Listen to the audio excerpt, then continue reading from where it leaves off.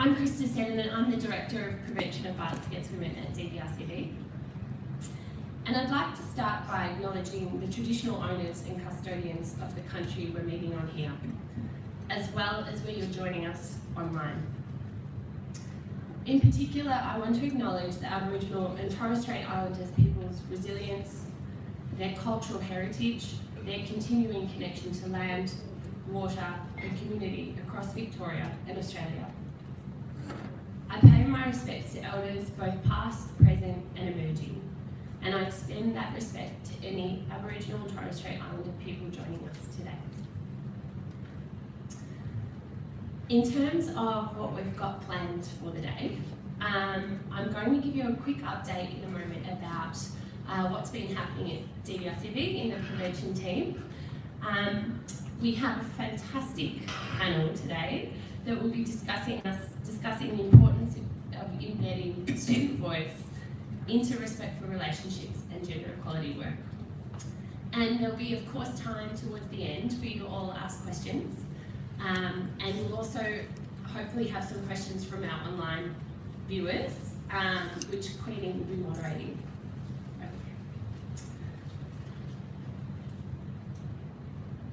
After the conclusion of the seminar today, we're also holding a student resource development workshop for some of the students that are attending in the audience today. Thank you so much for coming. For those of you that are registered for the workshop, there'll be some more instructions about where to go at the end. Some housekeeping: toilets are a little bit tricky to find. The best directions is to go down to the ground floor where you came in, and then if you go over to that area of the building, is that right, Queenie? There's signs over that way. Yeah. Also, just as always, a big thanks to RMIT. DBRCV has a partnership now with RMIT, which means that we work really closely with them in a lot of different ways, but one of the benefits of that partnership is we get to use these beautiful spaces. So, in terms of a bit of an update about what's been happening in the prevention team, I'm really lucky to work with a really fabulous group. Opportunity to introduce you. Kate O'Brien. Kate's at the back.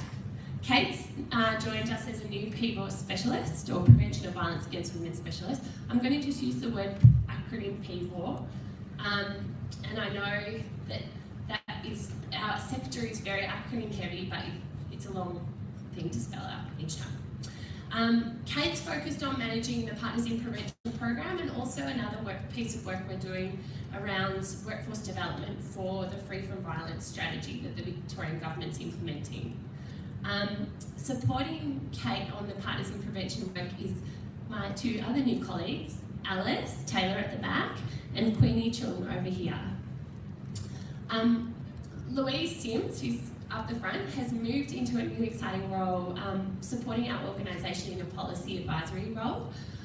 So she's still around and involved, but not working directly with us at the moment. And Emma Hartley, who you're very familiar with as well, she's moved into a capacity building role. Some PIP news. We had a huge success last year with it was this year. Was it this year? I can't remember. Communities of practice. We ran 2 in the last 12 months, and they were really successful. There's actually a wait list, which is really exciting.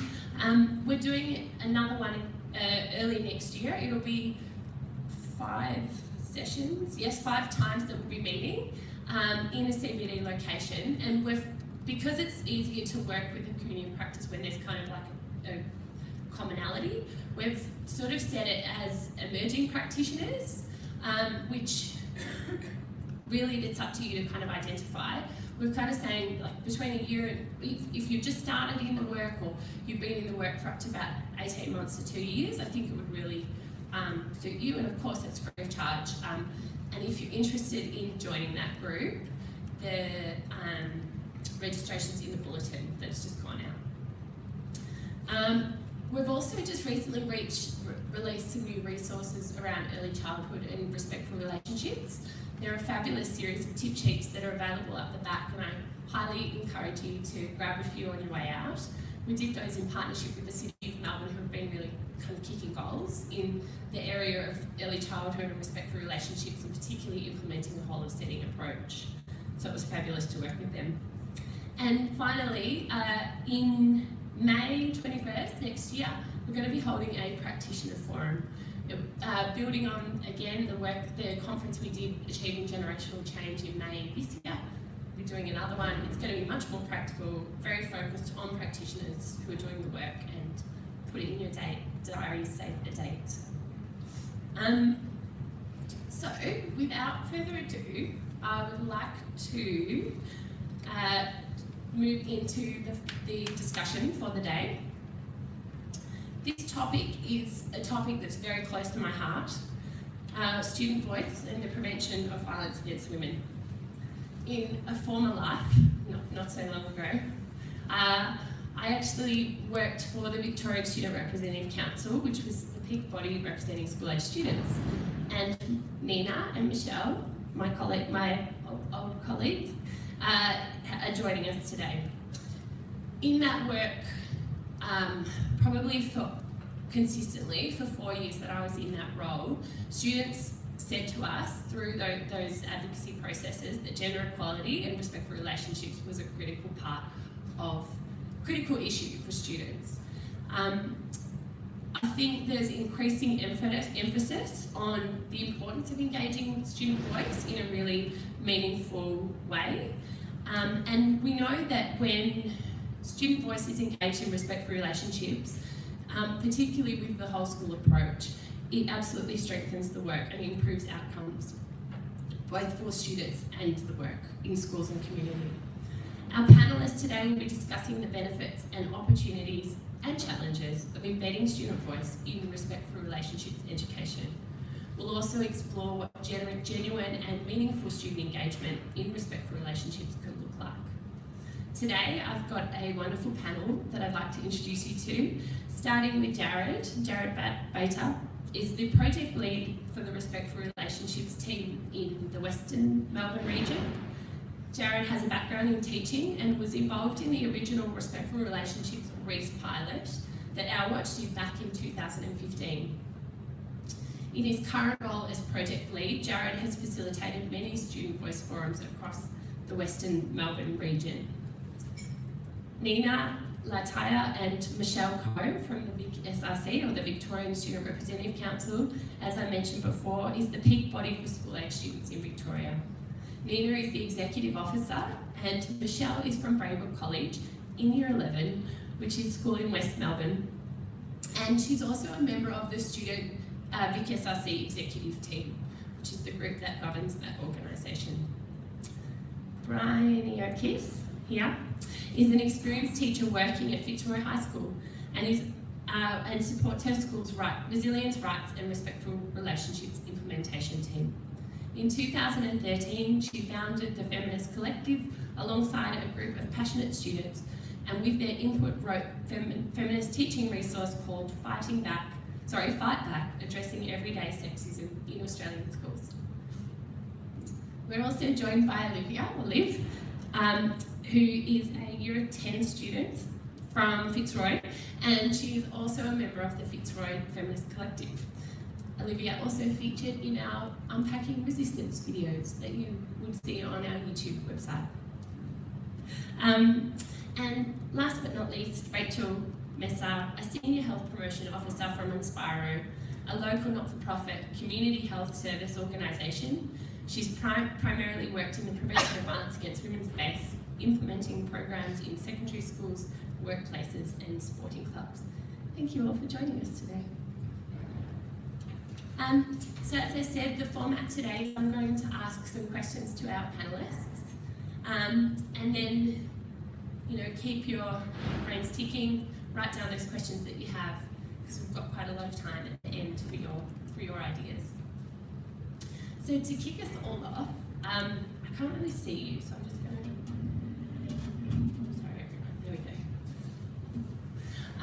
So to kick us all off, I've got a question for you all. Can you share with us your experience in working with students or young people in respect for relationships education or gender equality work? And Michelle, with you.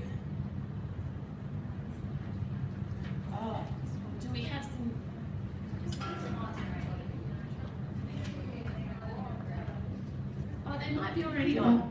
Oh, hello. People hear me? We hear you. So in terms of my experience with respectful relationship and doing quality work, I'm a part of my school's group for respectful relationships, so it's a student from each year level, one representative from year 7 all the way to year 11, and I went to the St. Bernard's Forum actually, and Jarrod was there. It was it was like inspiring to see other students across the west side be involved in such a project, and not just secondary students but their primary schools as well. So I think it's important to consider when doing this type of work to not just think about the students that teachers think would work best for representing their school, but students who are also passionate about it, that like sometimes teachers like slip under the teacher's radar.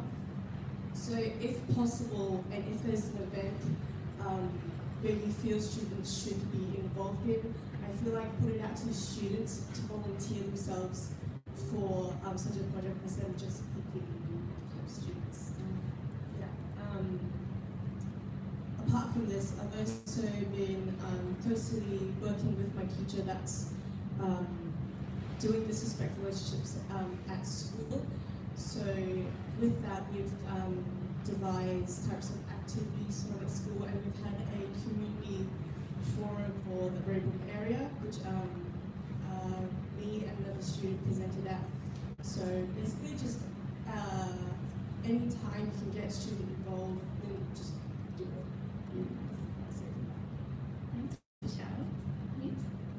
Hi, I'm Liv. I'm also, sorry, I'm also a little bit sick as well, so excuse me. I'm in the Fitzroy secondary school, as mentioned, and we've done a lot to try and implement respectful relationships. For example, we've done some classes on rape culture in the school, and like trying to dismantle very normalized culture in a school, in a community, to try and make people more aware of how people can be aggressive in ways that are very subliminal and subconscious. We also helped out with a workshop with Jarrod as well about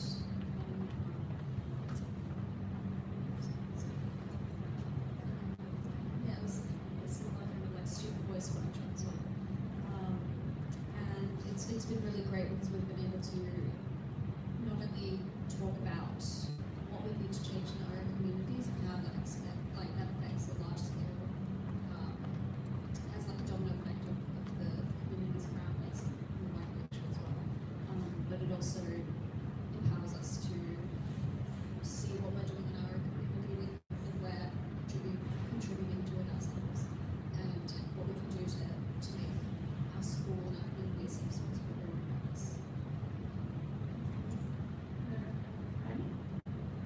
I'm not quite sure where to start. So I'm a member of the Fitzroy High School Feminist Collective, and also on the Respectful Relationships Implementation team in Fitzroy. So I think probably one of the most important things that has happened as part of that process is doing an audit of our school. So that's everything from what does our communications look like, to what sort of text are being taught, to what language teachers are using in the classroom, to whether or not students feel safe in particular spaces in the school. And initially that was an audit that was done with staff. We thought that was really important to do with students as well. So there was a version of that audit we then rolled out to our students and asked them, what's actually happening in our school from your point of view. They're very different points of view sometimes, and there's lots of things that are invisible to teachers. We can't actually see, and that's a really critical part of the process. So we've tried to make sure that we've gotten student feedback, and then importantly tried to act on that too. So it's all well and good to say, let's get students involved, let's hear student voice, and then not actually do anything with that feedback. So we've tried to, that's an ongoing process, and the Feminist Collective is a really big part of that. One of the other things that Liv was involved in, that she didn't mention was, and this is sort of an ongoing review, is looking at some really, on the surface, simple things like the dress code of the school. So Fitzroy High School doesn't have a uniform, but we do have to have a dress code. And last year, I think it was, we've started a very constructive protest around the way that dress code was being implemented by staff at the school, so inconsistently, and with the sort of language that was being used. And so we then, when consulted, or even a group of kids when consulted, our principal was very open to listening to students. We then had a facilitator come in to facilitate a conversation about what might need to change, and we're in the very slow process of addressing the sort of embedded, gendered stereotypes and really some of the problematic language that our dress code uses at the moment. So all of that is a part of respectful relationships, because it's about, you know, the values that are embedded in the policies of the school, but also the way that teachers speak to students about their bodies as well, which is a really tricky space, I think. So that's one of the things I've been doing. I'm also involved in taking company and watching my incredible students involve themselves in lots of student voice workshops and consulting on the gender equality strategy with state government and a whole range of other things like that. And there's we could talk for probably for years about the projects the Feminist Collective has going on, but we might come to that later. Yeah, I guess in the outrages we've been doing quite a few different things in sporting clubs and schools around the DTRR thing with our DT project leads have set up a critical friend group in our region. So community partners from the government community health service or women's health services have been trained as critical friends and are actually supporting the project, the lead schools and the partner schools to run through their audit and develop their action plan. So that's been a really fantastic process. Other than the sporting club stuff, most recently we've been involved in a project called Ambassadors for Gender Equality and Respect, which is a student post project that we've been running in our region. But yeah, I'll come back. Thanks, Jarrod? Joy for us of going last after everybody else has been fantastic. So my first response was as a pilot school, so actually teaching respectful relationships curriculum to students. And I found that in the first few weeks we were sort of meeting as a group of teachers going, the lessons are meant to take 15 to 20 minutes and we're taking 45 minutes, we're taking an hour, we're just not getting through the content, this is terrible, this isn't going to work. And then all of a sudden we reflected, actually that's fantastic. The reason why a 15-minute lesson is lasting longer than that is the students are passionate and they have views and they want to share them, and this is an opportunity to do that. And I think perhaps the opportunity to talk about respectful relationships and gender equity in schools, I might use the analogy that perhaps that's a song that hasn't had a lot of airplay in schools historically, so this represented a fantastic opportunity for students to start speaking out about things that they were passionate about. Then obviously in terms of respectful relationships as part of the team in Western Melbourne, we've been rolling out student forums across Catholic, government, independent, primary, secondary, specialist, alternative setting schools. So it's phenomenal to be working with such a variety of schools. But the schools change and the age of the students differ significantly, but the one thing that doesn't differ is the passion and the interest on behalf of students. People working in prevention will know that working in prevention is a fantastic opportunity, but at times the push and the resistance that you deal with on a daily basis can occasionally get you down or be a little bit tiring. You don't have that with students. You don't actually get that pushback and that resistance on that continual level. You explain to students that there are issues in society and that these issues aren't fair and that people deserve more than that, and they go, oh, absolutely, so what are we doing to fix it? End of resistance. So it's actually just a pleasure to work with students who are so keen and so passionate to work in this space. Yeah, lucky last. Thank you. I think, going from what Jarrod said about students being not resistant to this idea, is, as Trista pointed out, students have been saying we've seen at the state level for years that this is a problem. So we kind of feel that we finally caught up. The system has caught up to what's been going on at the ground level. So it's probably why there isn't a resistance, because students know stuff, it's not working, there's issues. And from my perspective as an adult, what I see is that students have some of the best ideas moving forward. They've got they understand things so much quicker because they're living it. They're living the change. They're seeing they've got access to so much information. They're able to think really critically because they're not stuck in gendered roles as some adults are, because they haven't had to live it as long, and things are changing much much quicker than they have in my lifetime. So for example, this year, 3 of the topics that were most prioritised by students at our statewide conference, gender equity was one of them, changing language, changing attitudes, and discrimination in schools. So students are saying very loudly and very clearly, things need to change, and they're also saying, listen to us, because we know how we can help do this. Fantastic, thanks Nina. Jarrod, active student participation is a really important aspect and a desired outcome from the Respectful Relationships whole school approach. You're clearly very passionate about engaging students in your work to support schools in the Western Melbourne area. From your perspective of a whole school approach, why is student voice important for driving change and ensuring the success and the longevity of the Respectful Relationships initiative? The simple answer is, I think it's a long answer, so sort of 4 parts to that. I think the first part is essentially that students have, like what Nina was saying, students have incredible insights and ideas. And as we've learned, a diverse workforce with diverse ideas is actually a benefit to everybody. So encouraging those ideas and then actually acting upon them as opposed to it being more of a tokenistic situation, it is incredible. This management textbook will tell you that inflicting change upon people doesn't always lead to change. It's actually better to have people involved and participating in the process so that they can decide what change is appropriate for them. It works exactly the same in a school. School students should be part of the change that's taking place in their school as opposed to having the change inflicted upon them and expecting them to go along with it. I think also students are the conduit or the opportunity and the way in which this work extends beyond a school. So beyond the 4 walls of a classroom or beyond the school gate and actually gets heard and received and discussed in families, in homes, in the community. So students represent a way to do that that actually the rest of us can't do. So it's really important to capitalise on that opportunity. And I think finally, essentially students are the future leaders.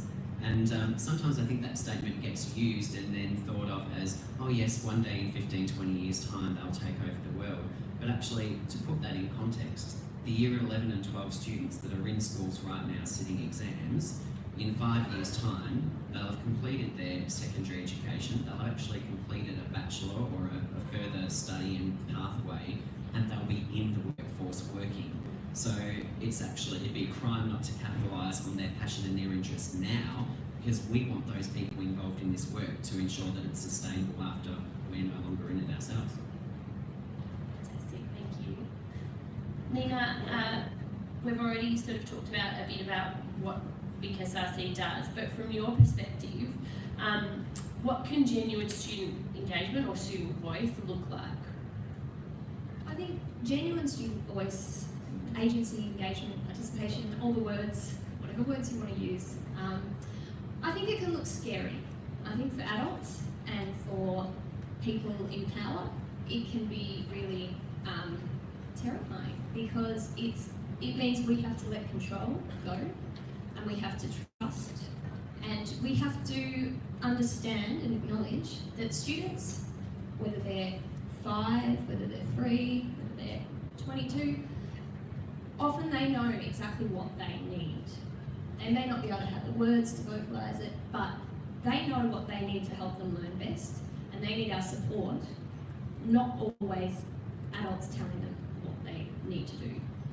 I really liked what you said, Jarrod, about students and young people being the leaders of tomorrow. I think on a practical sense, that's completely true, but I think fundamentally they're leaders now. If we look at the action around the world that's being led by students, we've got a climate change strike, school strike coming up at the end of this month, had mass walkouts all over the states. Students they're not prepared to wait for us anymore. By us, I mean adults. Because we're not doing it quick enough. We're not making the change that needs to happen. So I think it's fantastic that students are prepared to step up and take that risk, because it is risky for them as well. And we need to be there to let them fail, to support, to offer encouragement, to challenge, but essentially to stand back and support from behind, so we're not always leading the way. I also really liked what you said about students being that link between schools, communities, families. And that's often what we hear from students as well, is you can do everything you like at school, but you're going home to families and communities that are not quite up to the same level. So I think the more students and young people can be empowered to take that message wider, the greater the shift in culture is going to be. I think I'm done. Fantastic. Goosebumps hearing about student activism. Love it. I love it. Michelle, from your perspective, how can genuine student voice or student engagement feel and look for you?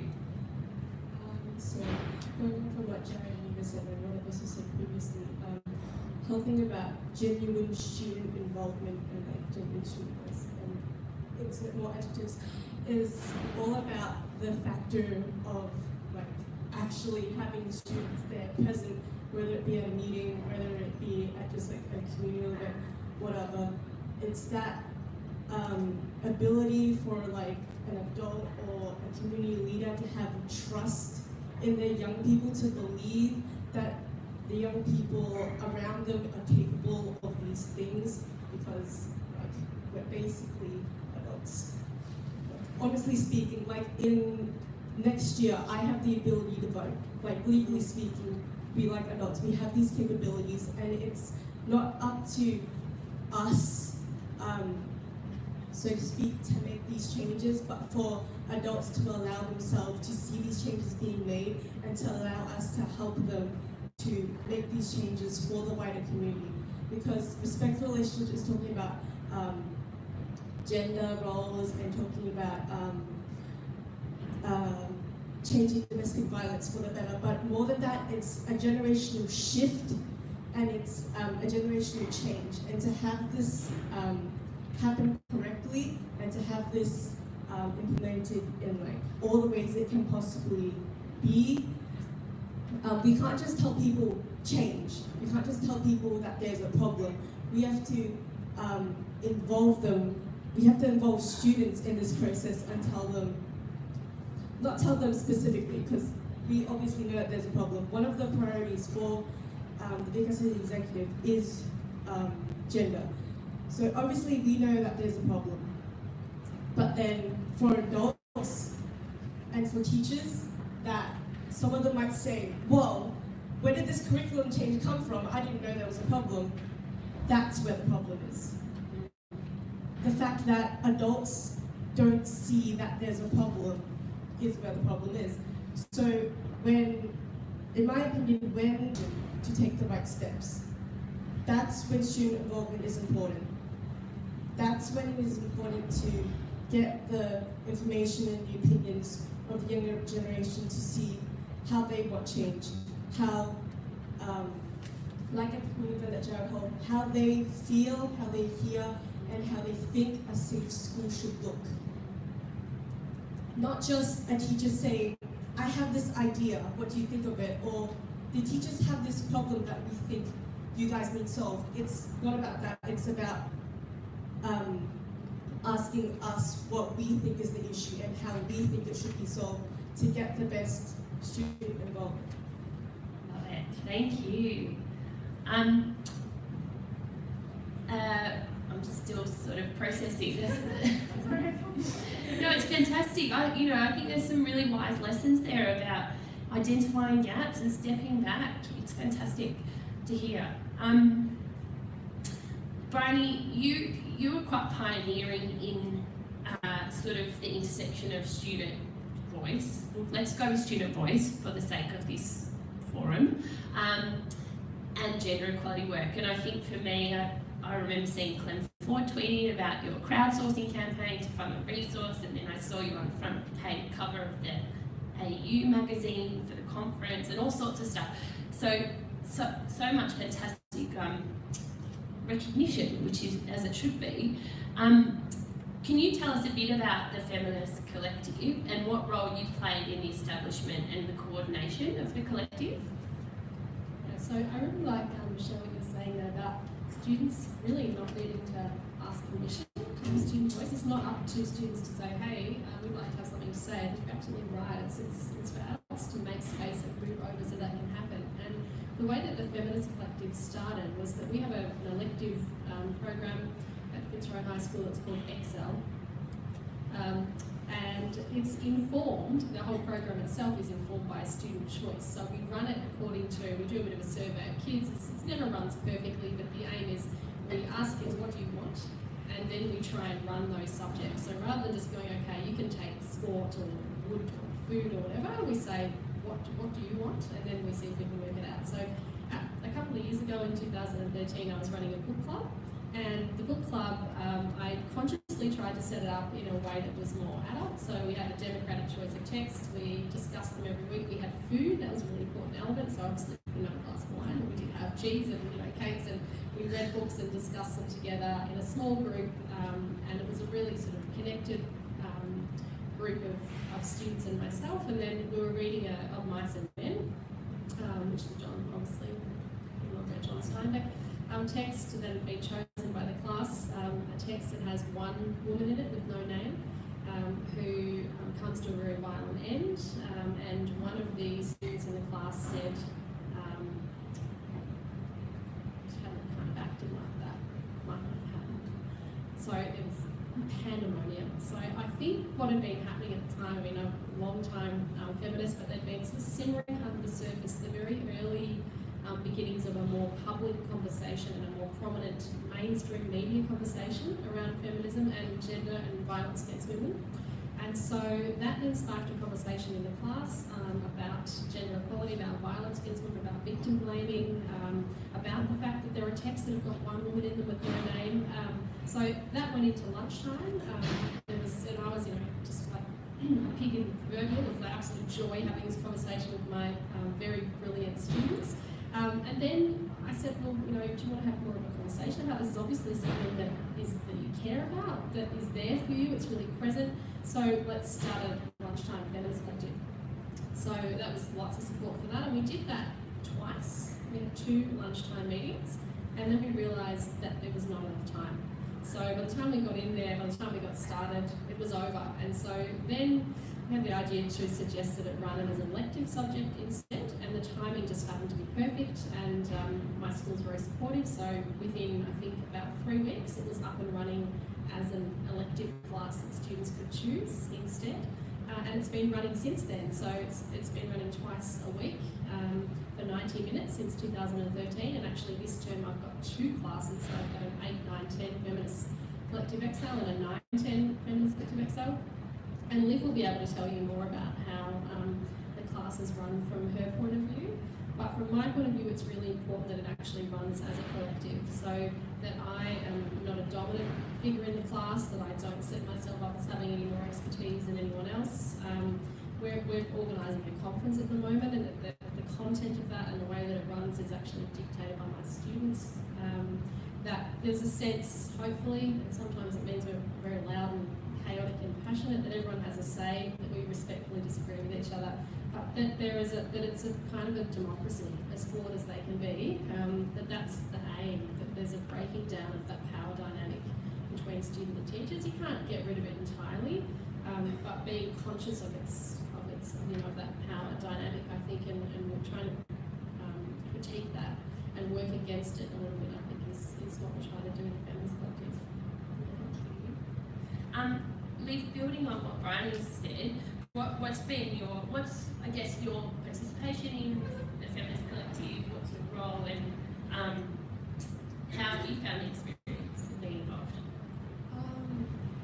Amazing, absolutely amazing. I mean, I've been in the Feminist Collective since the start of year 9, so coming up to my 2nd year in the Feminist Collective.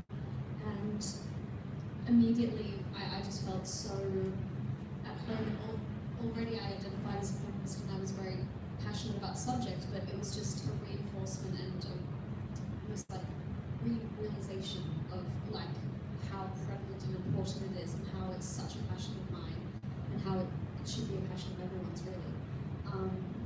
And I just remember in those first couple of classes just feeling absolutely, just having so much drive and motivation, and also at the same time feeling so accepted and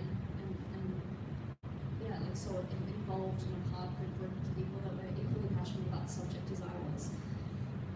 And just as Briony was just saying, it's remained so prevalent to me that it really is a collective, and it's really balanced out that dynamic of trying to deteriorate the dynamic actually of teacher and student and the hierarchy of it. So yeah, every time I enter that classroom, I feel as if everyone is treated equally, and there really is no hierarchy that is student and teacher really. Like there's definitely I mean obviously you can't completely ignore it, and it's something to acknowledge and to be aware of, but I feel like the dynamic is really balanced out incredibly well, and it's made very clear to the class from Briony that she's willing to take a step back, as you were saying, to let students really run everything and be able to prioritise according to their own personal beliefs and morals and values as students. And from your perspective, do you think that kind of having the feminist collective in your school, have you seen changes in the wider school community, whether it be like policies or practices or cultures that you think kind of existence of the Fem Pro has influenced? Absolutely. And I think, as Briony was mentioning earlier about the dress code policy that's being changed currently, and again that's a slow process, but it's one of many that's actually changing and being has had a domino effect on the white community in our school. And recently we had a pledge to end gender-based violence, and it was just incredible to be able to bring what we were doing, speaking from the whole school, into a speech on why the day was so important to me and why it should be equally as important to everyone. And just seeing even people realising for the very first time about what an issue gender-based violence is, and also other people just getting even more motivated than before. It was incredible to watch, and yeah, we've had so many cases like that. Like for example, the rape culture classes, we were able to educate younger classes about the prevalence of these issues as well, and they were like realising for the very first time about all of these things and how just little menial comments and very sorry, it's like embedded and normalised behaviour that they contribute, that will in turn contribute to an oppression of marginalised people. And yeah, so I've been fortunate enough to be involved in enough activities to be able to notice that really large scale change in our school and even outside our school as well. It's really incredible to hear like how sort of small actions can spark such big change at the individual level, but also sort of at a level. This is a little aside. I've heard that the Feminist Collective is hosting a conference in February next year. Do you want to give us a little taster for anyone that might be interested? Oh, I'd love to. I'm so excited for it, and it's been absolutely incredible to organise things with our class and be able to talk about how important diversity and intersectionality is in implementing that into the conference. So the conference was kind of conceived, I guess, late last year, or about mid last year. Yeah, and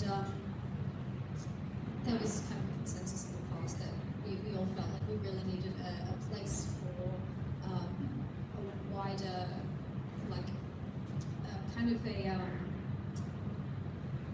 feminist collective in a larger scale that was going to affect like the communities around us as well as the people in our school and the people that are around us. And through that we just came up with so many ideas for different panels and workshops that we wanted to introduce people to and to allow people to be a part of. And yeah, so we've come up with a list of panels and workshops. For example, we have a trans masculinity workshop, one about women as feminism as women of colour. We have a queer identity workshop, and many more. And we're we're so excited to be able to show people and get people involved. We actually have a keynote speaker who is Clementine Ford. Oh, great. And she's going to be there helping out as much as possible. So we're very fortunate to be able to conduct the conference and be able to organise it ourselves, but also have Briony's expertise as well, and also us kind of guide us in a way that is not controlling or implementing hierarchy. I was going to say, where do we find more information? So we are in caretaker government mode at the moment, so we are slightly governed by caution about our promotion for the conference at the moment, but you can find out more information about it. It's on February 22nd at RMIT, so it will be here. Keynote speaker Clem Ford is also running that workshop on toxic masculinity, along with a host of other amazing people that we will drip feed release between now and February. But so our Facebook page is the best place for the moment to find more information, and if you'd like to be added to our mailing list, you can also come and see me and let me know and I can add you to that. So there'll be lots of information coming out on November the 25th and before that via email and our Facebook page. So, but yes, so we've already put out a save the date, so February 22nd, Friday, February 22nd at RMIT, primarily for secondary school students. That's our audience. But there is the option to pay if you want to come along as a in a different context. Great. Thanks, Briony. Thanks, Liv. Rachel, I'm so keen to hear more about the work that you've been doing. I think, there's obviously the teaching and learning resources, rights, resilience and respect for relationships is one way that students can be involved in the respect for relationships work within schools. But as a community prevention practitioner, you've got lots of experience in partnering with schools and getting students involved in an initiative. You've been partnering with EdVos to deliver a youth-focused pilot project called Ambassadors for Gender Equality and Respect. Could you tell us a little bit more about the project and what student involvement looked like? So for the past year we've been running a project with different community partners in the Yarra Ranges, so that's like, if no one knows, out at East, Yarra Valley, Lilydale kind of area, called Ambassadors for Gender Equality and Respect, and that's involved, we've worked very closely with 3 different schools in Yarra Junction, and these schools were, I guess, quite unique. They were very different schools. We went from a Steiner school, an independent school and a government school, and they're literally all on the same road and hadn't worked with each other before. So we put it out to the students and got 20 students involved from the schools, and we trained them in gender equity, project planning, and I guess how to be a change maker in your community. Now actually set up kind of community partnerships and mentoring process to support them to deliver their own gender equity projects within their schools. So that's kind of an ongoing process, and they were supported to set up their own student committees, to conduct school audits, to develop their own action plan, and at the moment, are delivering their own projects. So some of the schools are doing, all of them actually identified the need for teacher PD. So some of them are helping co-facilitate some teacher PD with some community partners. What else they're doing? Some are running student events, some have identified some gender facilities within the school and are looking at how they can promote and advocate for changes in that area. And some are doing student surveys and those sorts of things. So there's lots of different things happening, and I guess some ideas came up in the workshops, and then it was a matter of ongoing process, and all these different ideas flourished when other students joined and that sort of thing. So another way we engaged them was through the co-design of a toolkit. So this toolkit is an Ambassadors for Gender Equality and Respect student voice guide, and the guide actually supports students from the very first step of engaging, how to engage community partners, what community support services are out there, so who's your local specialist and advanced service, all the way to every step that we did in the workshop, so educating about gender equality, developing your audit, or doing your audit, and then developing your action plan and how to make change in your school. It's a resource that's been created, it hasn't launched yet, we're hoping to launch it in the next couple of weeks, and it'll be a free resource available for any schools that want to use it with their students. We really want it to be a student-led guide that students kind of go through on their own, and like everyone here has already spoken about, that's just supported through teachers, and that's what we really try to do in our workshops as well, and supported by community mentors as well. So students were able to provide their input on this guide, and what was I saying?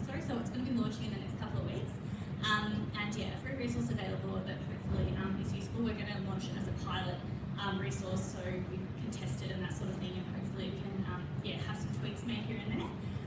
It was a fantastic process to really I guess engage students in the topic, and like I said here, that all the students involved were already passionate about this topic, already really keen to be involved, and they just loved the actual opportunity to have their voice heard and have their voice documented in something. So yeah.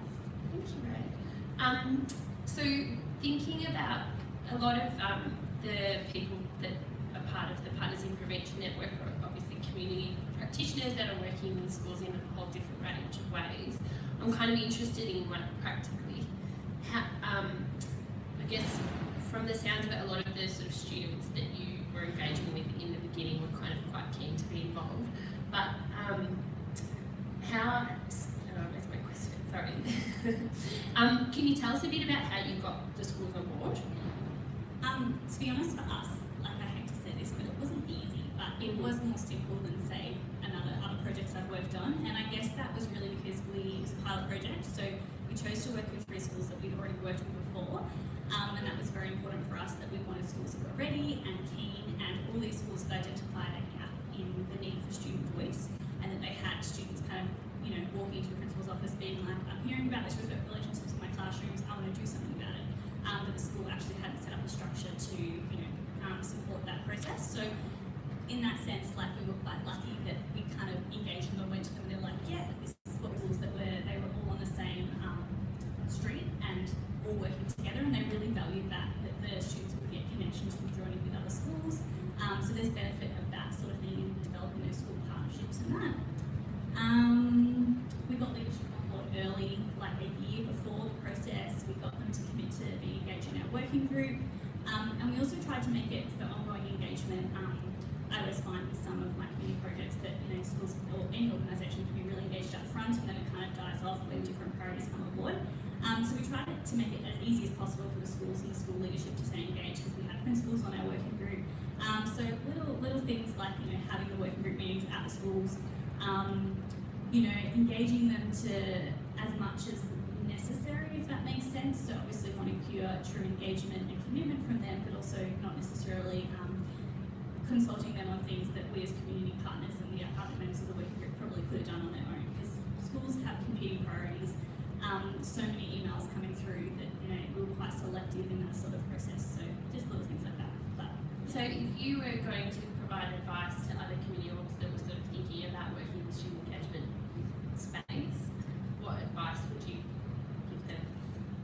I guess just from our experience, one of the biggest things for the student engagement that was we kind of had a one-size-fits-all, and it's really interesting what Michelle said in terms of, so what we did was we thought we would select students, and that was clearly not necessarily the best way, because I guess that the quieter students or students who haven't necessarily been identified by the teacher as being leaders, they miss out. So what we did was we selected a few different strategies. For instance, we went into assemblies and spoke. We thought that would be enough, but definitely not. So each school kind of, I guess, had different levels of engagement in the topic already, had different social pressures around this topic, which was really interesting. So the biggest advice I would have was just know your school and be led by the teachers. So some schools, it was a requirement that the teachers really needed to spill about, do spills about the project, and it took a couple of weeks for them to kind of really get on board. I guess for us, our project, because it was an extracurricular project that was run during school time, it was a requirement that the students had to catch up on the class missed. So for year 12 students and year 11 students, that was quite a challenge. So they kind of did really have to be supported by their teachers to say, hey, we will still encourage you, that sort of thing. It was really great. One school was able to integrate into their curriculum. So for some schools who were able to say that, we'll pass this part of this, I'm not a teacher, sorry, I don't know the lingo, but, this criteria in your class, if you get engaged in this program. Other schools, we sold it, particularly for the Steiner system, they do in BC a large community program. So learning those program logic models and different program planning skills was kind of key. So not really advice, but I guess just how it worked for us was that we learned our schools, we were led by the schools, and really tailored our student engagement strategies based on the environment. So. And I think the resource, it just sounds fabulous, and I think it'll be really useful for a lot of schools in Victoria. Is there a way we can find out about it when it's launched? Yeah, so we'll definitely promote it widely and definitely through the PIP network. Fantastic. But one thing I will say is it was designed based on schools who were, some schools were RR schools, so under the DBT respectful relationship curriculum, some schools weren't. So there's little sections that may be relevant for some schools, sections that aren't relevant for some schools. It was also designed with 3 schools who hadn't had any student voice engagement, so for other schools who had, some may not be relevant. So it's really like just a guide to pick and choose, see what works for your school and what doesn't. So yeah. Great advice. Thank you, Rachel. Jarrod, you and Libby, your colleague in the Western region, have facilitated a whopping, well, I don't actually know how many forums, but I know that it was 80 schools and 500 students, which is huge, in the Western Metro region. I guess I'm interested in, from your experience of facilitating those forums, how does the input and involvement of students help you both in the kind of planning for your work at the departmental level? Sorry, but another 4-part answer here. But the first one is just that having student involvement creates interest in respectful relationships. Libby and I, over the past 18 months, we were looking at numbers the other day. By the end of the year, we'll have delivered PD to 7,000 teachers in an 18-month period. We're like, that's great, but actually it's just creating an interest at one end, and essentially the idea of the whole school approach to respectful relationships is that it's more than just teachers' capacity to deliver a lesson on respectful relationships. It's about student involvement, community involvement, and making that the concept of respectful relationships come alive in the school setting. So in order to do that, you actually need the students on board. I think the second thing is that it really makes the work authentic, and we've heard about the need for student voice, and that schools are just starting to get their head around. I think a lot of schools are just starting to get on board with that concept.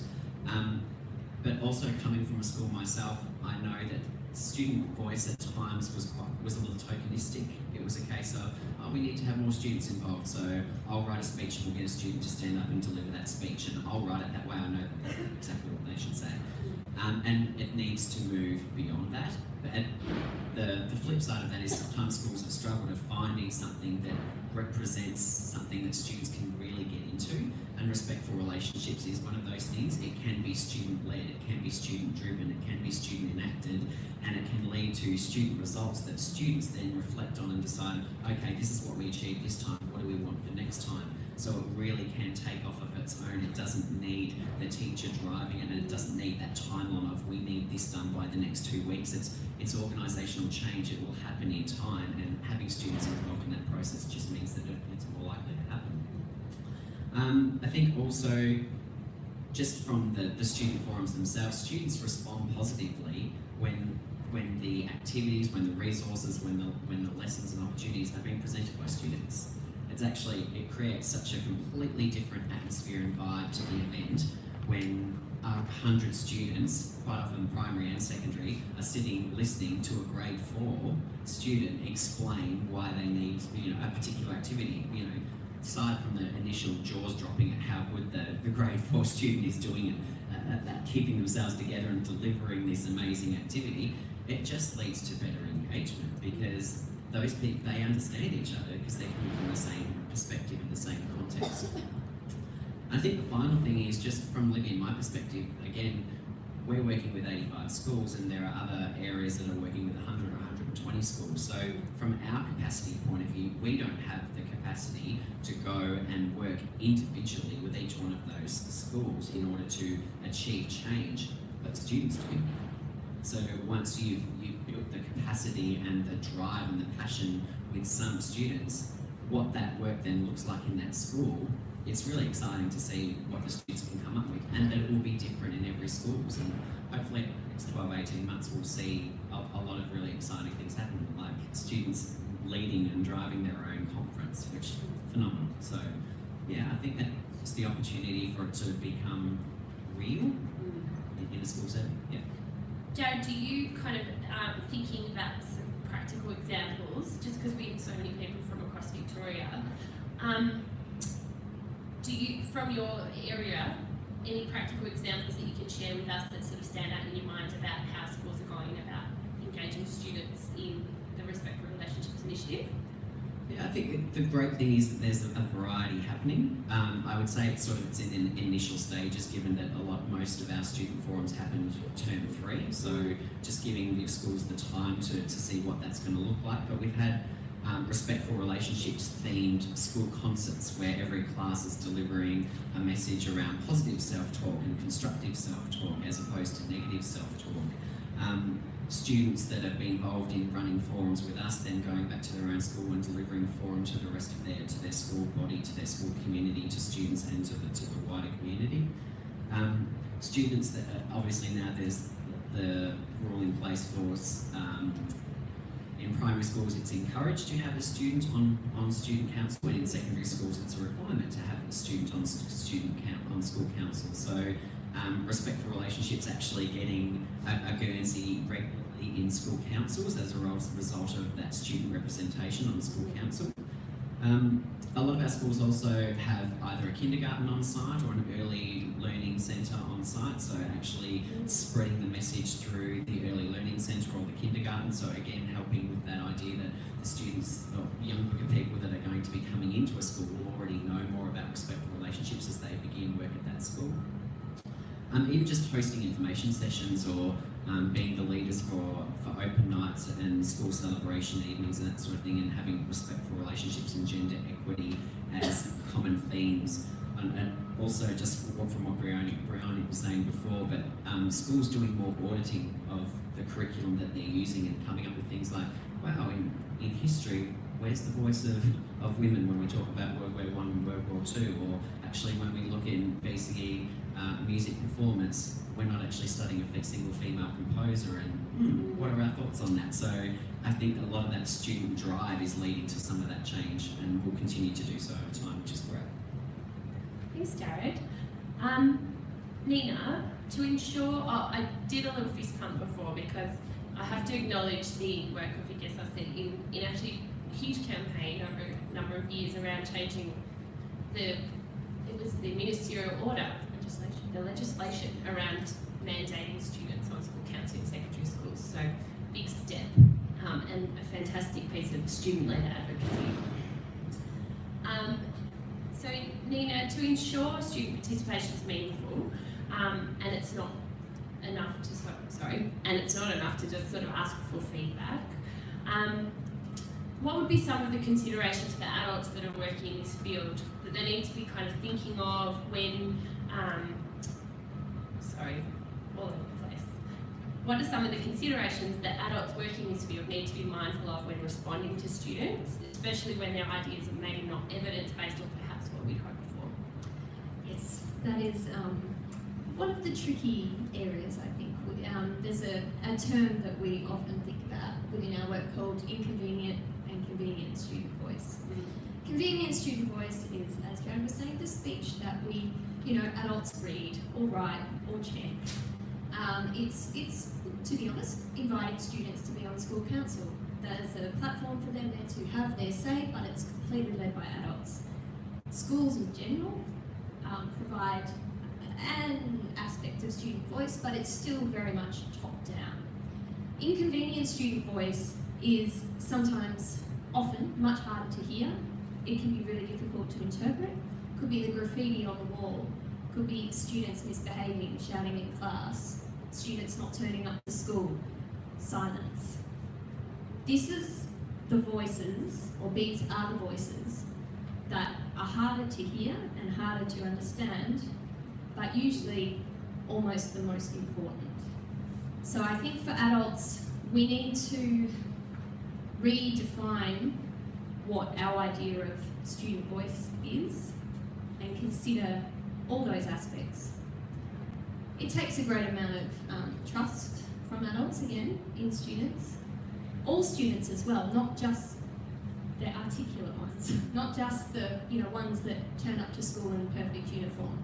It takes trust and respect for those students who you might just find a little bit irritating, because honestly, most irritating people have something to say, so it's worth listening to, and you might not agree with it. I think that it comes back again to that power, and I think Liv, you pointed out how amazing it was to feel like you're in a space where there's no hierarchy. It is just people learning from people. Some people have more experience. Sometimes it's adults, sometimes it's students. And I think when we can, kind of get rid of the idea that adults know more simply because they're adults and shift that power imbalance, or then student voice and the voice of young people is going to be more authentic because we'll be ready to listen and learn from it as well. Thanks, Nina.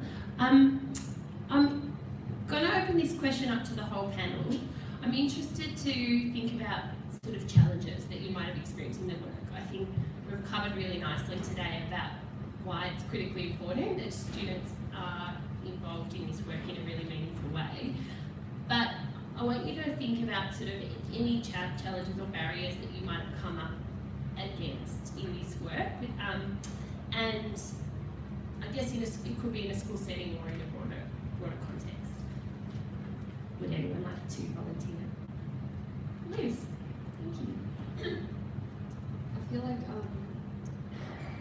can be, and it's something I've noticed a lot in the organisation of the conference, is that trying to balance a level of diversity without being tokenistic, and also trying to carry on that equal sense and lack of hierarchy in the classroom between teacher and students when you're getting really involved in very large scale projects is quite difficult to keep going with and to keep implementing over and over. And it just takes a lot of motivation and drive and passion to be able to drive no matter what time of year it is, what level of completion or a project is. And so I've noticed that it can be quite difficult to try and carry on with those main core values that we've implemented at the beginning of each class when you're at a very certain point of a project or resource, I guess. But it's always wonderful. It's always good when you're challenged with something like that. So rethink how you go about things and how you communicate to those people. Fantastic. It's like you're talking almost about reflective practice, and it's so inspiring to hear. So we stopped. We took a pause last week in the Feminist Collective just to revisit what we thought student voice was. What is it? What is it not?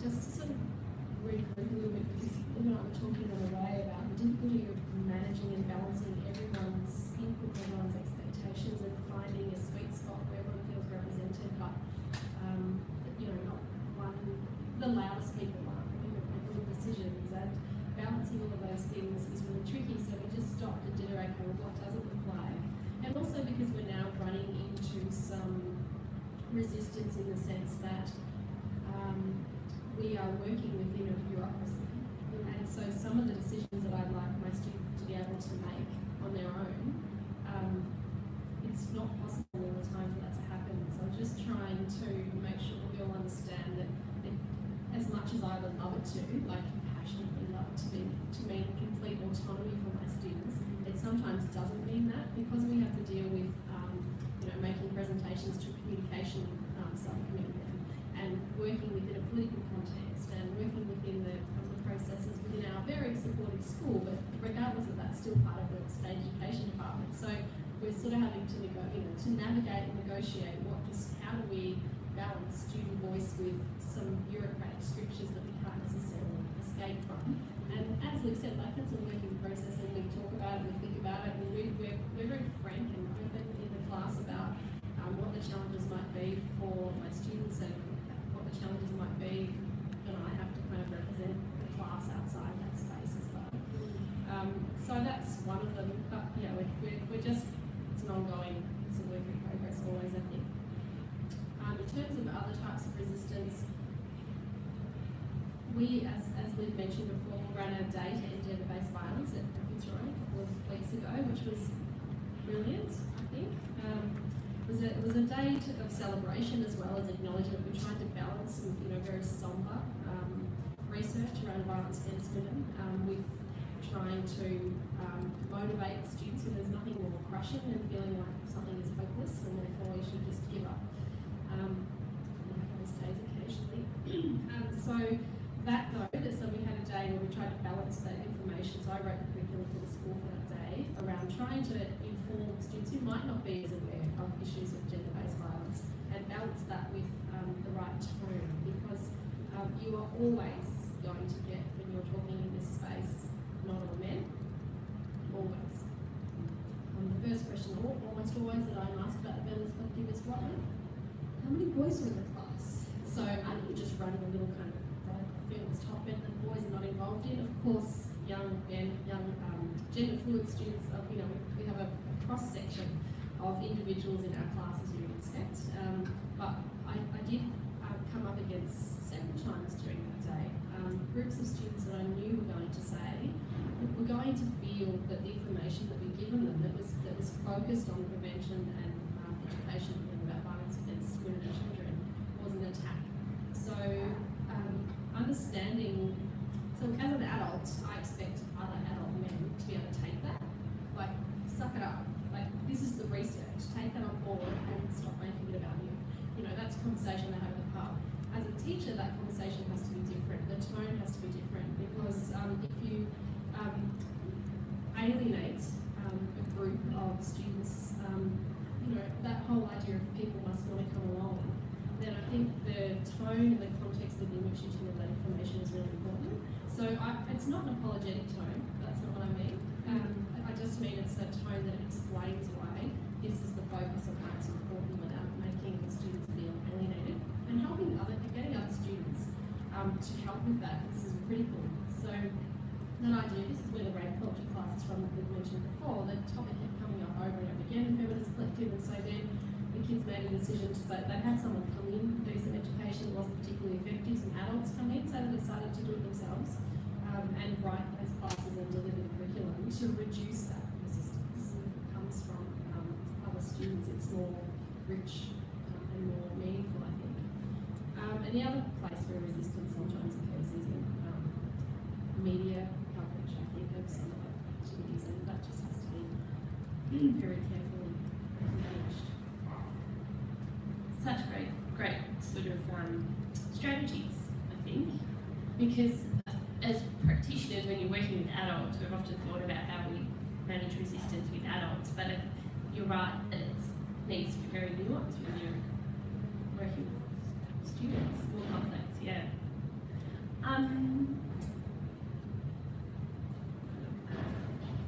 Just a challenge, and absolutely not a criticism, but I think a lot of schools are at the point now, a lot of schools that we're working with, where student voice is starting to take place and student feedback is indicating it'd be really great to get some expertise in this area, or the school probably needs its capacity building in this area, or this is an area that we'd like to work on in future focus.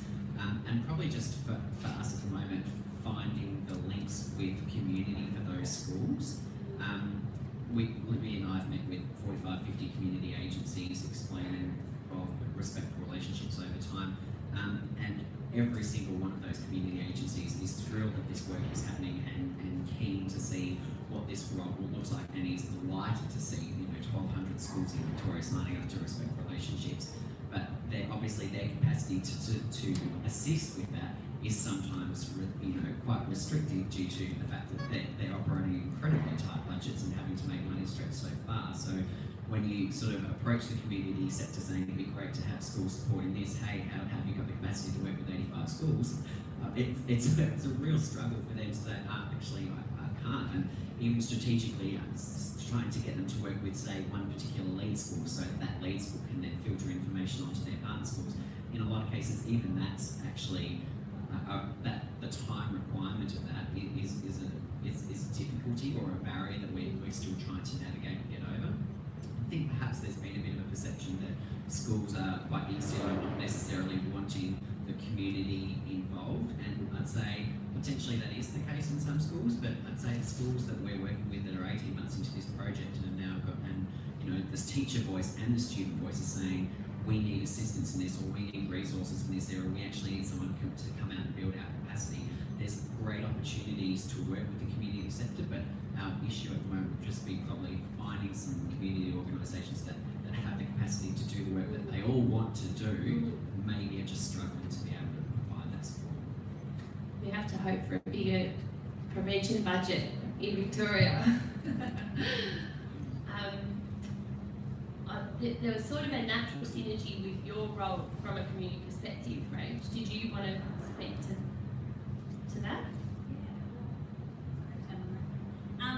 One thing that for us, I guess it was a challenge as a community service. So our program, even though it involves schools, it was run separately. We really tried to set up kind of a neutral kind of ground, being 3 different schools involved, and very much kind of a leadership focus. So external facilitators and teachers weren't involved in the workshops only when it was kind of necessary. So for us, it was a really hard challenge to go how much detail we go into gender equity to violence against women, particularly as a community partner, to be like go into kind of some really alarming statistics and some deep issues, and then send them on their way back to school, and then us as a community service not have to deal with any repercussions. So that was very, very difficult for us to know how we kind of do that, and then how we continue to support the schools, if that makes sense. So we didn't come up with the right answer, because every school kind of was in a different situation as well. And we're going to a second phase of the program, continuing to work with these 3 schools. So we've got some different ideas of how we're going to do that. But yeah, as kind of a separate service to schools, it is that hard challenge that you're not wanting to put students at risk as well. So we don't necessarily have the answer. But yeah, that was, I guess, a big challenge, probably one of the biggest challenge for us. So, yeah. And I think the common theme that's coming out is it's a work in progress, both at the school level and at the community level. And I mean, this sector is emerging. This work is emerging. While there's been a history of this work for over 2 decades, 3 decades in Victoria, and we're really leading the way. Like, I think we're kind of on the cusp of big change still.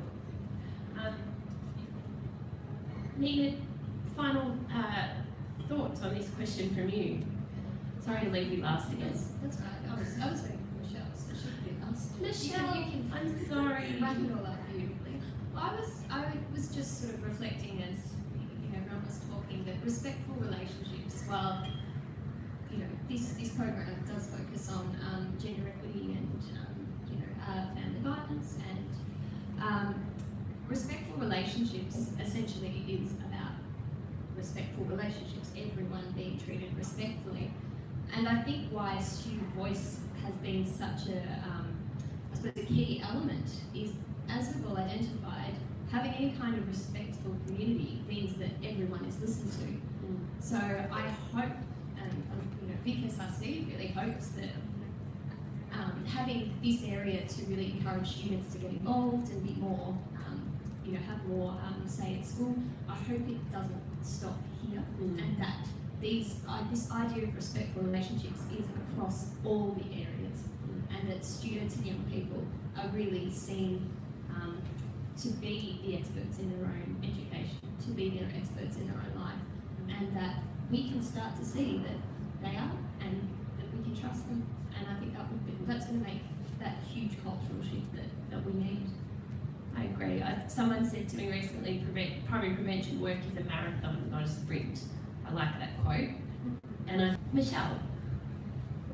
All the pressure's off.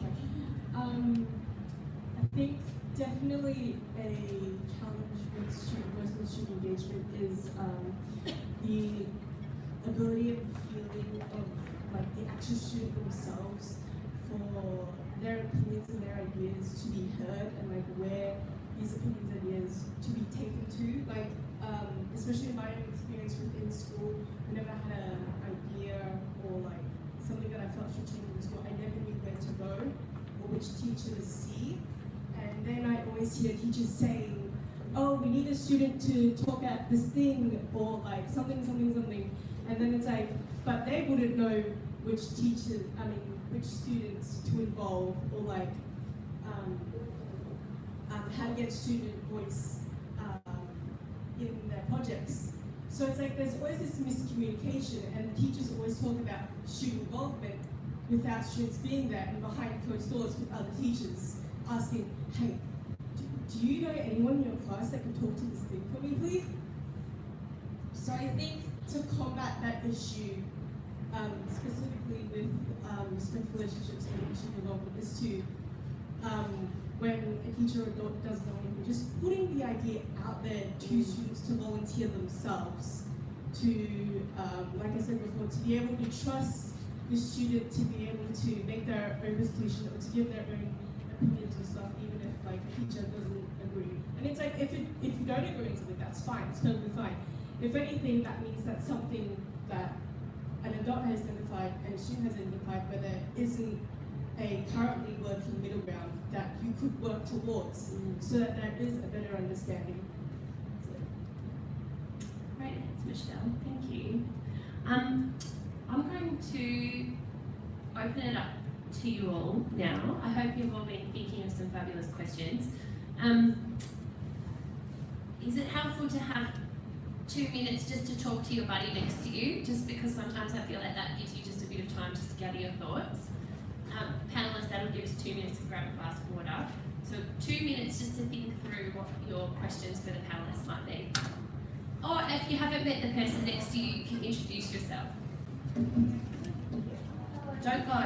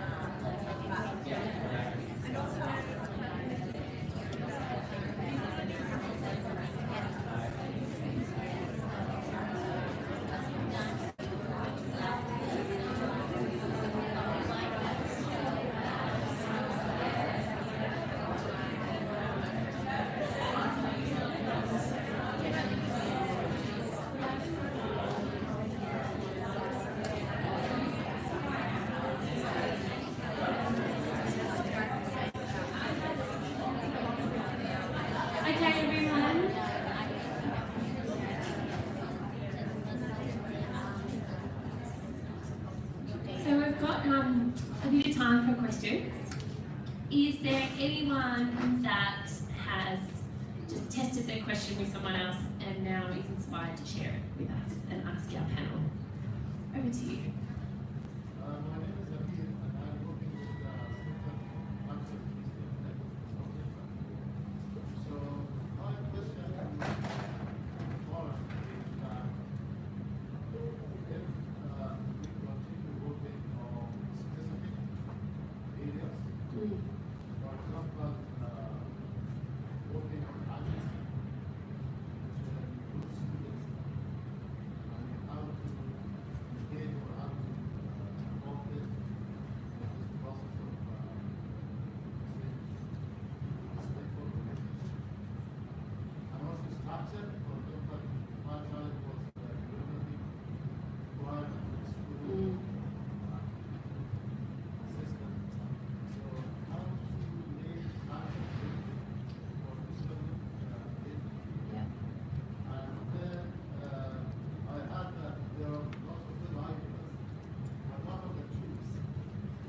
had that. Rachel? Yeah. So she talked about the schools. She has a wonderful project with these schools. So those are very important that stay up. And also processes. Processes for education. Like we should mention about taking out students, not engaging all students. So all these things have been taken out there, let's do activities, the topics, focus, so that they learn to get more, and also we achieve instant goals or the goals that the students are setting or the whole school community they are taking behind. Yeah.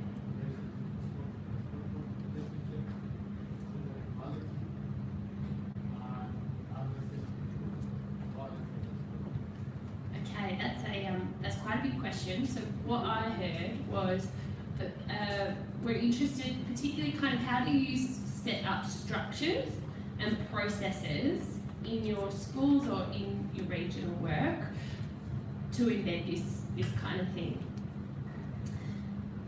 I'm looking at you, Nina, because I know you work with lots of schools across the state, particularly in this area. Yeah, it is a big question, and I don't think there's one answer, because I think it depends on the school, it depends on the students. Schools across Victoria do it very differently. Some schools have students involved in all aspects of decision making, which is obviously what VicSRC would highly advocate for. But that also means that students have to have that capacity supported and built to be able to do that authentically as well. There's no point putting students on every single committee but not giving them any sort of information or the resources needed. So I think it's about building those structures in while increasing the capacity for students and for teachers as well, so that they can support the students once they're in there. I mean, it is a struggle, as Briony pointed out, working within any kind of system, particularly the Western model that we work in, where it is very hierarchical and there is a massive power imbalance. But sometimes it's the little things, and it's that I suppose that growth mindset of accepting that things can change and being prepared to learn and try some different ideas and not being afraid to fail. I think that's the real key. Like everyone's already pointed out, this is a work in progress, and when you're trying out new things, it's not always going to work. So anything you can do that moves it forward, even if it's a step back, just don't get discouraged, as Liv said, just keep that motivation and work forwards. Wasn't a particularly clear answer there, I'm sorry, but it's a big question. Michelle, I just add something to that. So I heard somewhere in your question you mentioned something about like resistance and how to like combat that as well. So I just have to add on. So Jarrod mentioned like in most cases resistance isn't found within the students because they're the one that have a problem.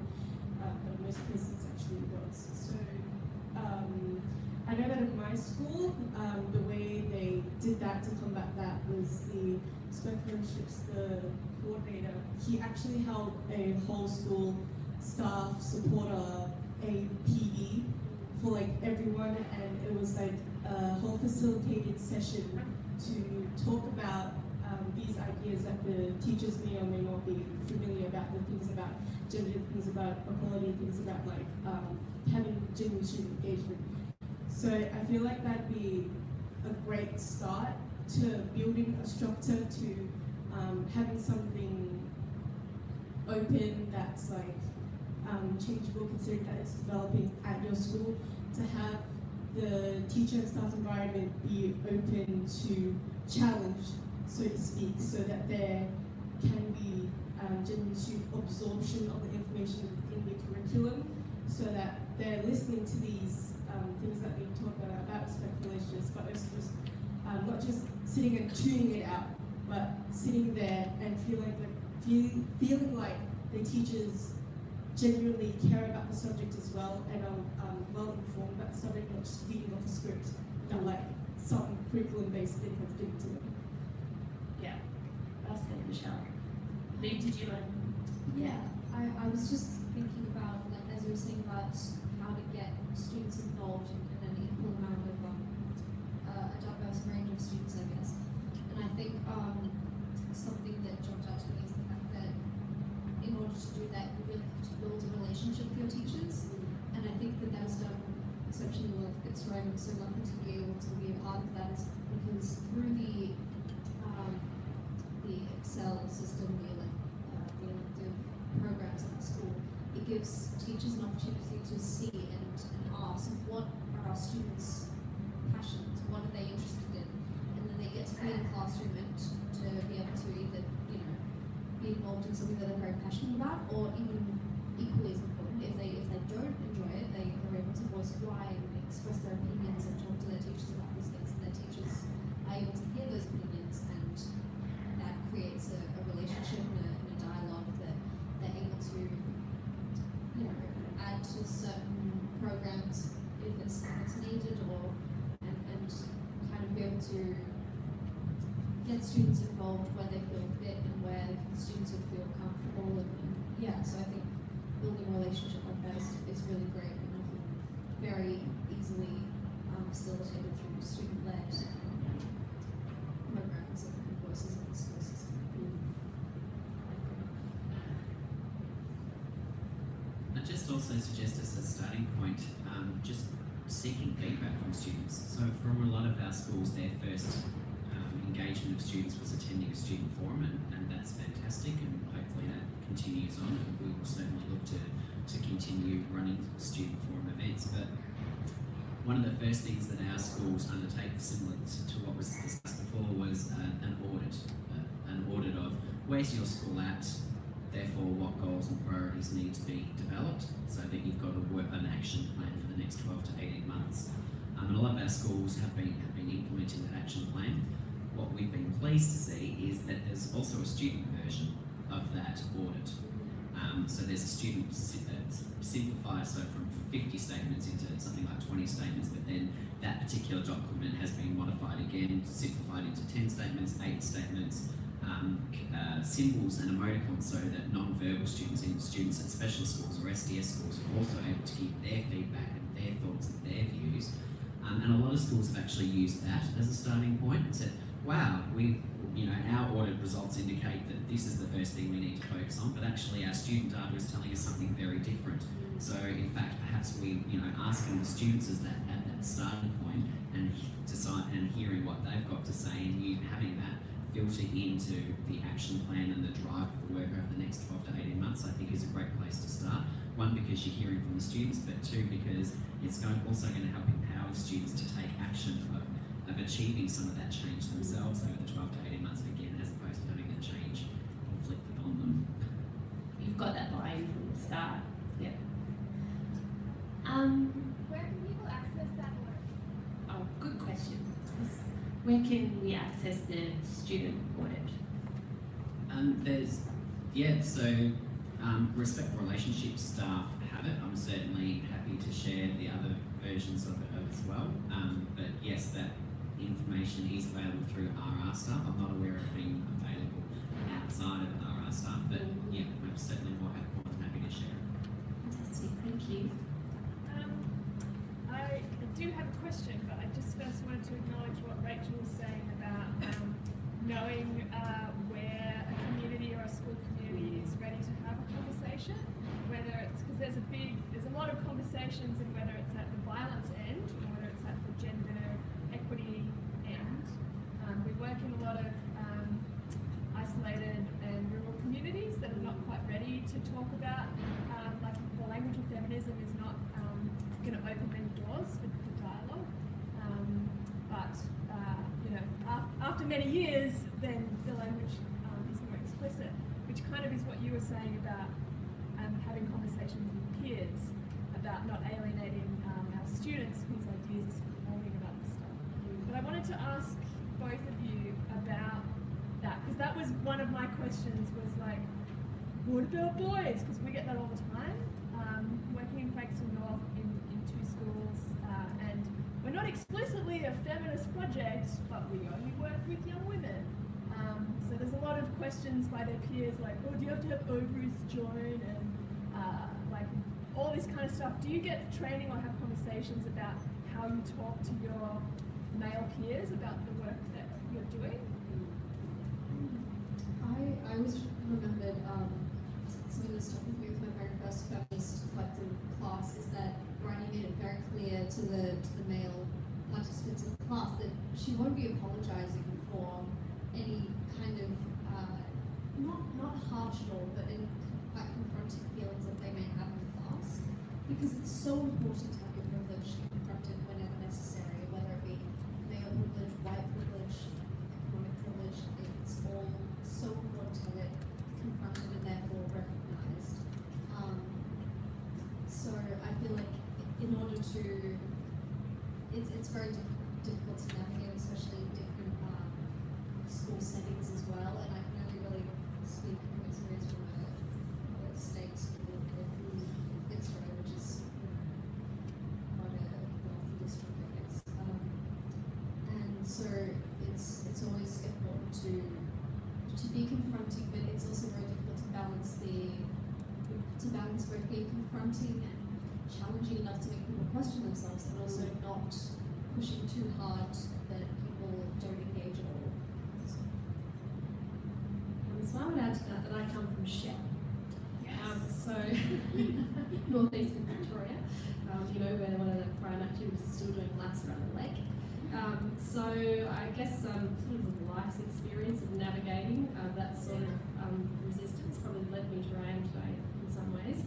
But I think in a teaching context, in terms of student voice, one of the things that I'm really conscious of is trying to make it clear that addressing violence against women and children, which is predominantly committed by men, is also addressing the issue of violence that men experience, which is also predominantly perpetrated by men.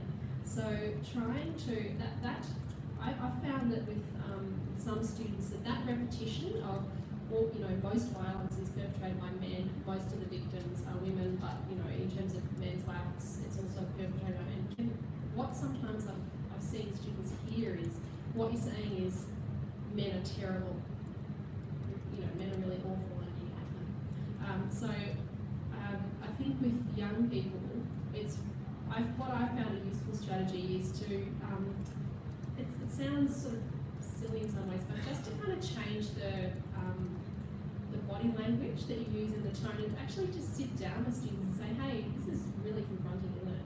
It's really full on to hear someone say 25 times in a day that a gender that you identify with is responsible for all of this violence. Like, how are you feeling about that? And, I can understand you could be feeling this way, and, do you want to have a chat about why we're having this conversation and why it's really important? And, if we're looking at breaking down gender stereotypes and, looking at the sort of drivers of violence against women and children, and actually breaking those down really helps young men.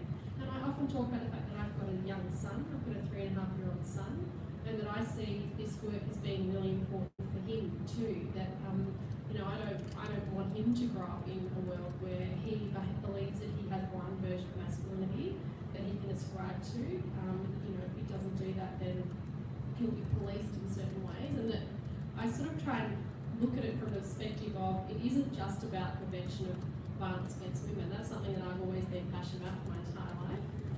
But then also breaking down those and looking at and examining, critiquing those drivers is also something that improves the lives of young men.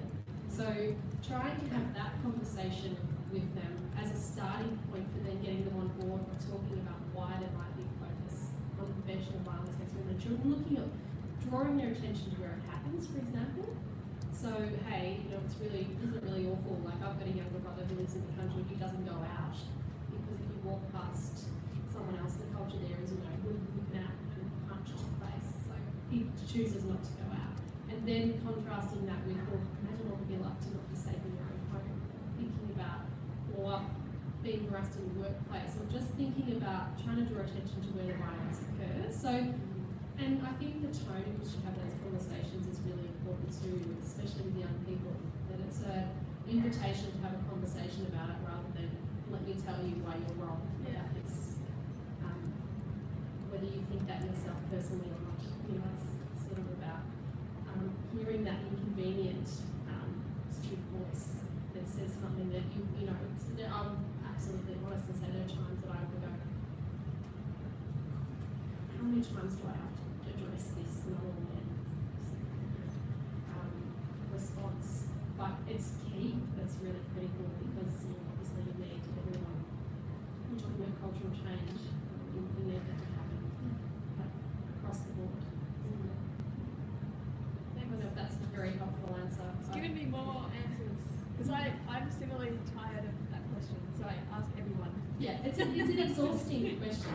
And there's also, look, I also think that perhaps sometimes students either haven't absorbed or had presented to them by other students or had information of research that was presented in a way that's engaging. Yeah. So sometimes you hear statistics like 1 in 5 women, 1 in 3 women, and it's, a switch goes off.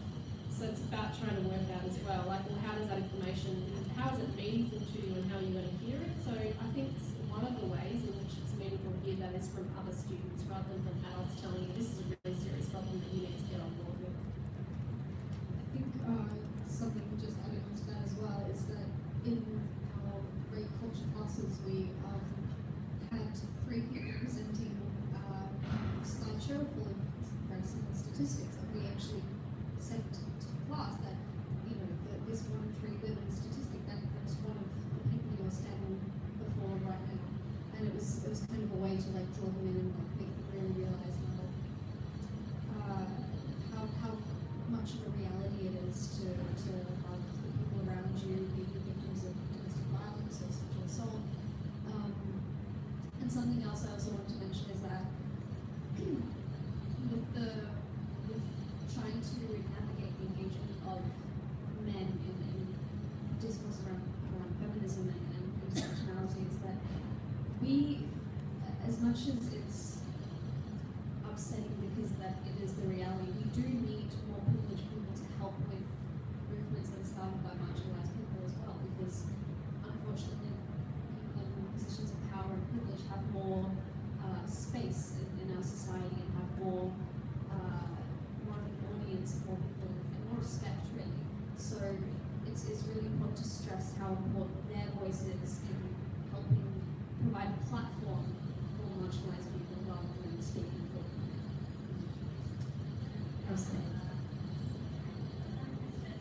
My name is Ellie. I'm from Chelmsford. I was recently on my stage student, and so I'm of the opinion that secondary students are ahead of us in a lot of conversations, even when we don't realize.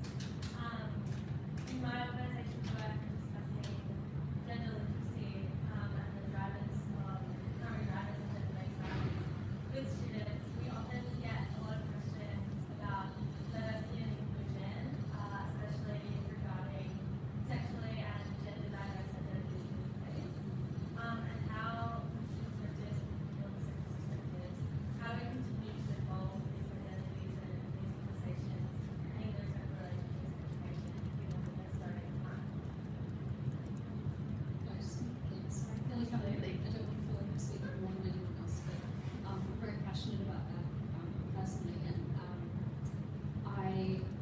I've always been a bit cautious about, because it's such a difficult thing to navigate to implement intersectionality so thoroughly in such a school environment, and especially with a teacher who may have more power, even though it's you know trying to be diminished a bit. But I personally feel it's done. It can be done very well in the way that I've experienced it in the Feminist collective, and that is, you know, I didn't even I was actually introduced to intersectionality through the Feminist collective, and my kind of passion for diversity and intersectionality was kind of birthed at that point in that classroom, and a way that I think it's done very well is facilitated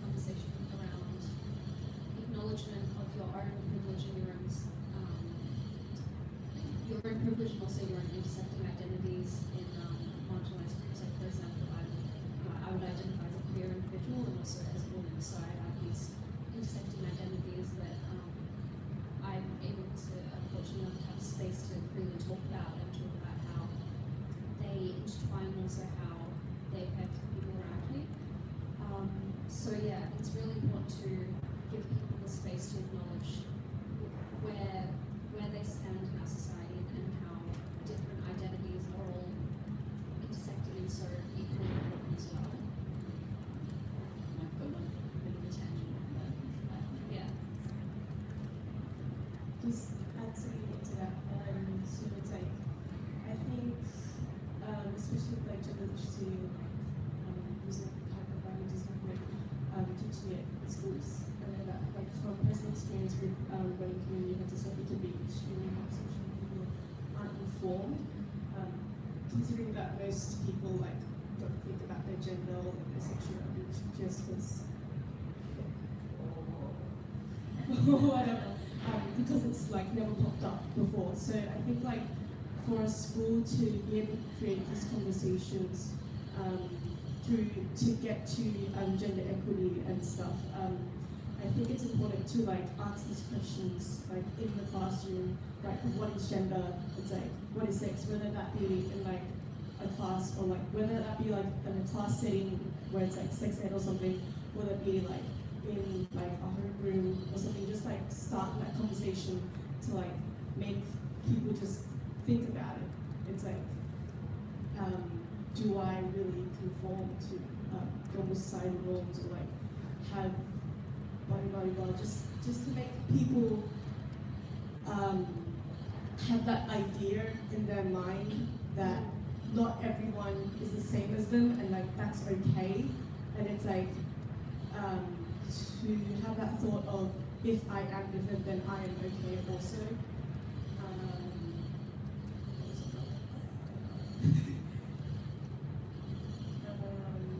Another part of that in like perspective is to be able to support that and to have within the school community avenues for students who are questioning these type of things, whether it be like specific gender and like sexuality type counselors at their school or like groups within the school for like LGBT or like gender queer students as well. We just have many avenues of support, so this conversation can be clear. I was just going to add, Ellie, I think you've nailed it when you said that students find this a lot easier generally than the adults.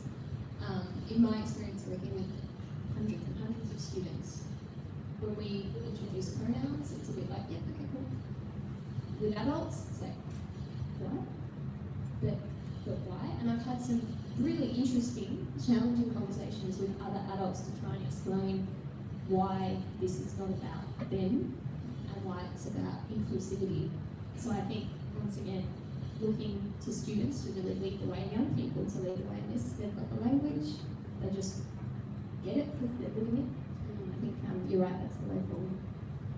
Can I just add as well, though, I think that given that and this is probably something to change, given that the respectful relationship curriculum is currently written by adults and delivered by adults a lot of the time, I think it's really important that that curriculum itself also reflects diversity so that it doesn't reinforce gender binaries and kind of norms around sexuality. And it's, those really simple things, if you're teaching a equity curriculum, what you're teaching, the things you say and do without being conscious that you're teaching them. So I think just ensuring that the resources that are used in the respectful relationships curriculum is pretty good, actually includes basic things like scenarios that normalise a gender continuum and a continuum of sexualities, rather than sort of having this based on, okay, let's put a token scenario where somebody's same-sex attracted, or it needs to be integrated in a way that makes it normalised. So I think, given that teachers are delivering that curriculum all the time, that's really important. It comes from that angle as well. And it's also, I don't know if it is, it's not explicitly part of the order, but it certainly is there. It's sort of language that is used in classrooms, and the best people to ask about are students, because and being prepared to be checked by students, and making, being told that's actually, it's not cool to say it that way, or understanding that, yeah, generationally, fortunately, things are changing in terms of language reviews, and I think it's really important to make sure that makes its way into the kind of curriculum that's being used as well. Great question. I think I'll just on top of that say that so part of our training in terms of working with teachers is just to have them comfortable in the space of it's okay to not know. So if a student comes forward and discloses violence, or if a student comes forward and discloses, this is my thoughts, or this is what I'm feeling, or this is where I'm at, to use the language that the students use, and if you're not sure of that language, that's okay, but be open and honest in that space, because as has already been said, the students are living that. So and that will take time too. Encouraging a teacher to be comfortable in the space of not knowing, when essentially part of their role is to know and be confident in the curriculum that they're delivering so they can deliver it well. This is a bit of a new space. It's definitely starting to happen, but it will take time for them to be comfortable in the space of going, I don't have all of the answers, but the student actually has a lot of them, and I'm going to go along with that, and then that's okay. Any final questions?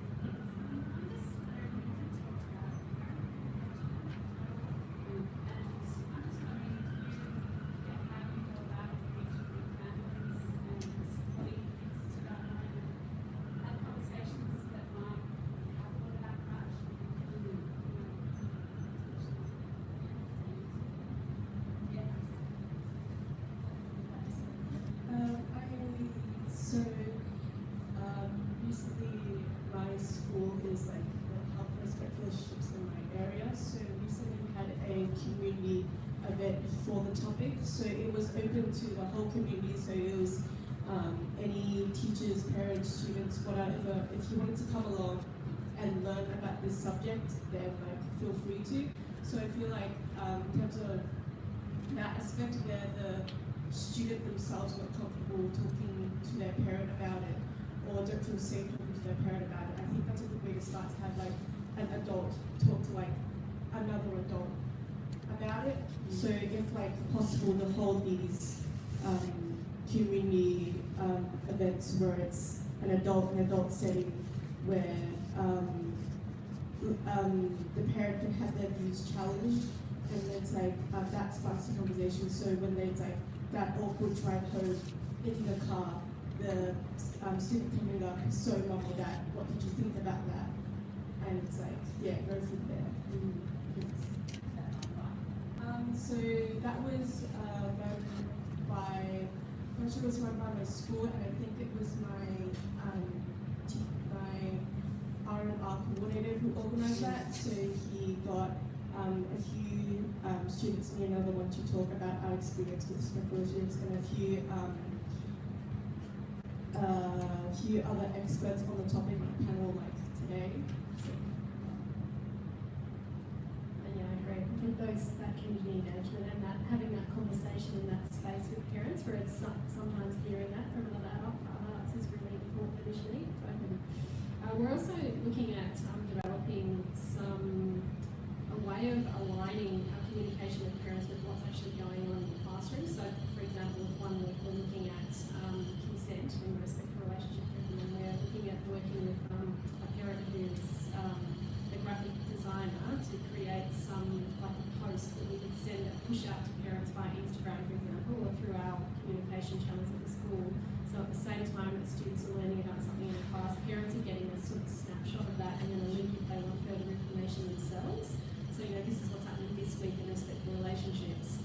If you want to know more about this, or you need some support or information yourself, then you can go here. So just sort of trying to make what's happening visible at home as well, because one, that can start conversations, it can help students start conversations, it can help parents start them. And it might not be a bad idea to have some links to support in there as well, because I think, we know how prevalent an issue it is, and I think that's difficult for parents as well. So, yeah, I think that we're it's a work in progress for us, and it's something we could certainly do better. I think probably lots of schools could do a little bit better. Yeah. It also looks a lot differently. It looks very different in each school. So some of our schools are going along the lines of, actually we're having open days where, regards regardless of what class you go into, if you're coming into for a morning session, all of our classes will be teaching respectful relationships in the morning. So if the class is open, feel free to come in, have a look at what the session looks like. Then, in the hope that removes potentially some stigma around what's actually being taught in these classes. I think the fact that the learning materials are available publicly, some schools are actually just posting up the address to the learning materials so that the parents themselves can log on and see what would actually be taught in a different year level. So again, it's removing that closed door feel to it. We're certainly seeing more schools hosting parent information sessions, and thankfully with student involvement or being student led, as opposed to it being just from teachers, because I think we run the risk of it becoming quite jargon heavy and not actually reaching its point or its potential.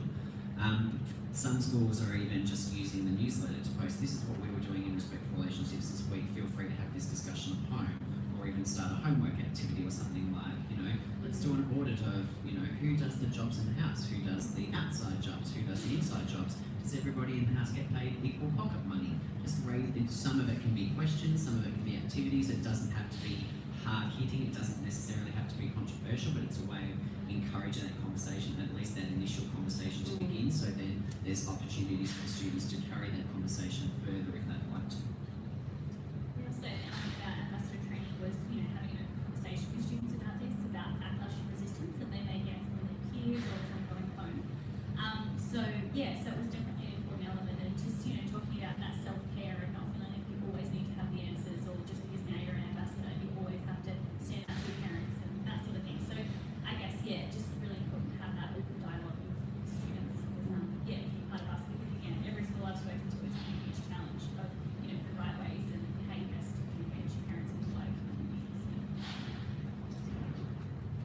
I just wanted to add one last thing, is that sharing the wins and the impact, those really positive impacts, because sometimes on the way we forget when it's worked, and we forget to kind of celebrate that and share that. And I think that's where parents, as a parent, that's where I see it working. If you give me all the curriculum, resources, and put it in the newsletter, I'm very unlikely to read it, and I'm actually quite engaged. Because it's a different language to what I'm used to seeing. But if I can see something that says, hey, this is what's happened at school, this is like an actual, tangible, it might be something really small, but then that, you get it, you make the connection, and you can see how this is benefiting not just your child, not just the students, but the teachers and the community in general. Nice place to finish up. I like the idea of celebration. I think that's critically important. I think if you're interested in more information on engaging parents, we actually did a seminar February this year, and that was filmed, so that's on the YouTube channel if you're interested in checking that out. We've also done a tip sheet on engaging parents, so both resources might be useful if you're interested in some more practical ideas. I am mindful of time, being 12 o'clock. Just quickly, there's some evaluations on your chair and there's pens at the back. And if you could help us out by filling them in, that would be most appreciated. I think today the conversation has just been it's actually been inspiring, to be honest. I think what I've heard is that students have the ability to embed this work, and they have the ability to take this work beyond the Respectful Relationships Initiative and take it forward into the future. And I was so inspired by both Michelle and Liv for particularly their work around in advocacy space that you're already doing, but I think about the potential in the future as well, and I think this is sort of how change starts. So thank you both in particular for giving up your time. I know that you're both leaning down mode, and we're incredibly grateful. Thank you to the students in the audience as well. If you're participating in the workshop, Queenie over here will give you some information on where to go after. But massive thanks to all of the panel today. Your insight and wisdom is just greatly appreciated in, as we say, as we're working through this complex work, giving us more tips and practical ideas about how we navigate. So Jarrod, Nina, Michelle, Liv, Briony and Rachel, please give them a big round of applause.